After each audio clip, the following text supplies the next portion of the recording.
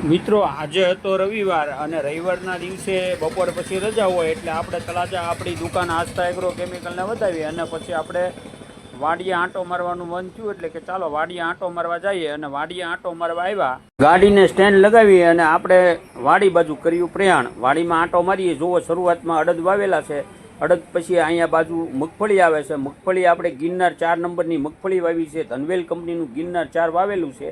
મગફળી તો સારી લાગે છે, મગફળી તો એકદમ લીલી કાસ અને વાનમાં છે. હવે આપણે જાણવાનું છે કે આની અંદર શું પ્રોડક્ટ આપણે વાપરી છે અને કઈ રીતે આવી વાનમાં અને સરસ મજાની મગફળી છે એના વિશે આપણે તમને માહિતી આપવામાં. જુઓ મિત્રો, આપણી લીલી કાસ લહેરાતી મગફળીનું રાજ છે આ કૃષિ બલમ. ભાવિ ગ્રીન લેબનું ઓર્ગેનિક ઉત્પાદન એટલે કૃષિ બલમ. આમાં આપણે 2 વખત કૃષિ બલમ ગ્રોથ બુસ્ટર વાપર્યું છે અને એનું રિઝલ્ટ તમે જો. ભારતના 5 રાજ્યોમાંથી 3 લાખ લોકોએ અપનાવ્યું છે કૃષિ બલમ. ઉત્પાદન વધારે, ખર્ચ ઘટાડે, નફો વધારે કૃષિ બલમ.